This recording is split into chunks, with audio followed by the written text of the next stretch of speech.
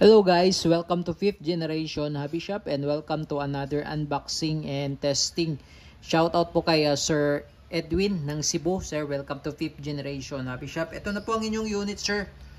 Wingun 702, 6 inches barrel, airsoft revolver. So pwede siyang plastic ball. Ang bala niya ay 6mm plastic ball.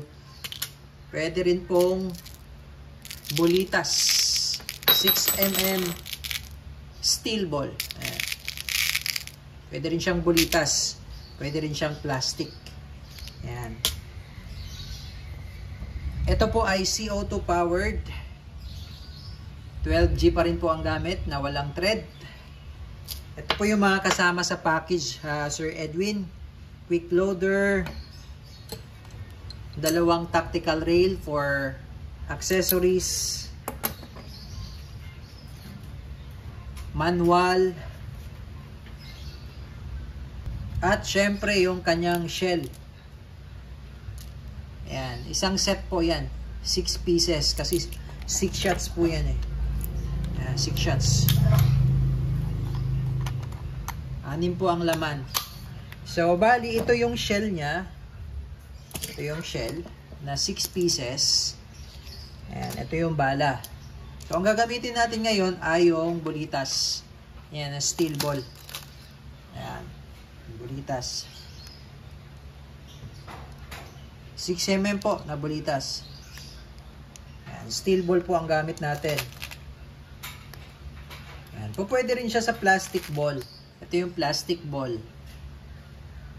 Ayan, pwede siya.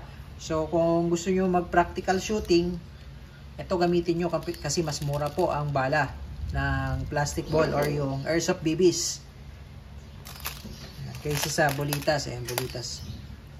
Bulitas po ang gamit natin. Ayan. Dumidikit po sa magnet. Ayan. Bulitas yan.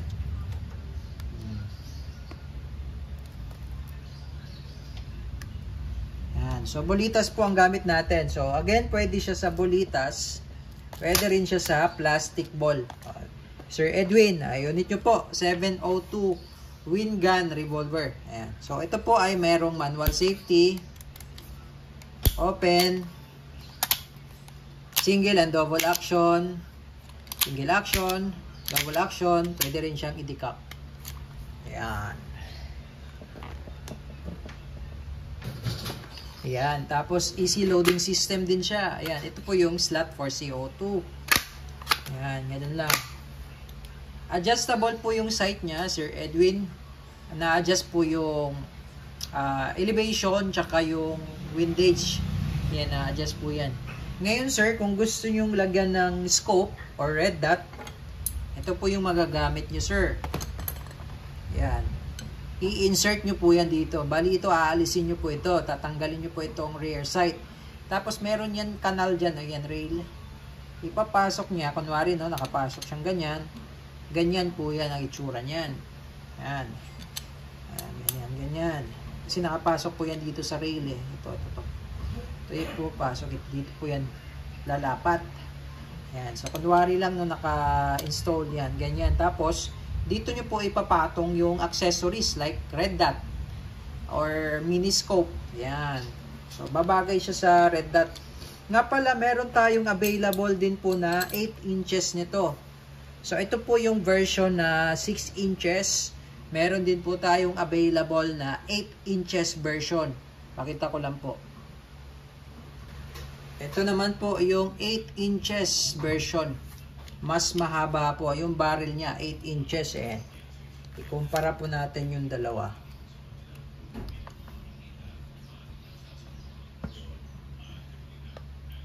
Ayan no. So, mas mahaba po siya ng 2 inches. Yan, 8 inches version, 6 inches version.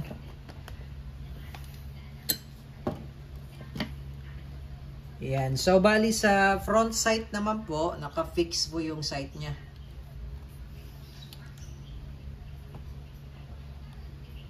Yan. Okay, load lang tayo ng CO2.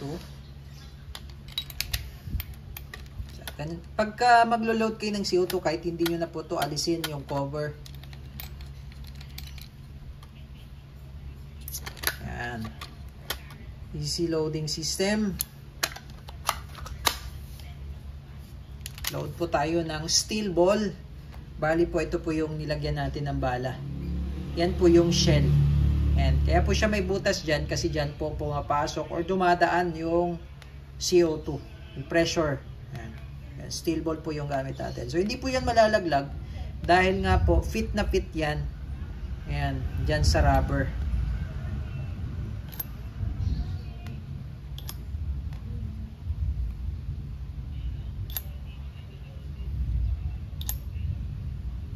Yan, ito naman po yung plastic ball na nilagay natin. Okay. So, testing. Sir Edwin.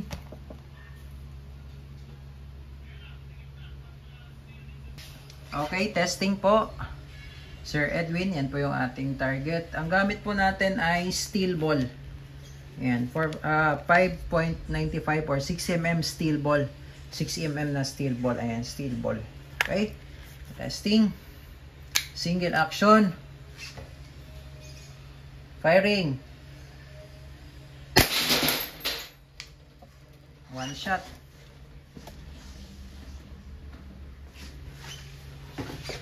Okay, steel ball po ang gamit natin.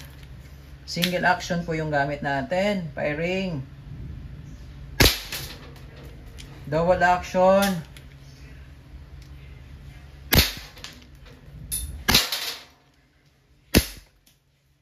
Ayan. Mabigat po siya kasi full metal po. Ayan, so 6 shots. Twin gun 702 revolver, 6 inches barrel.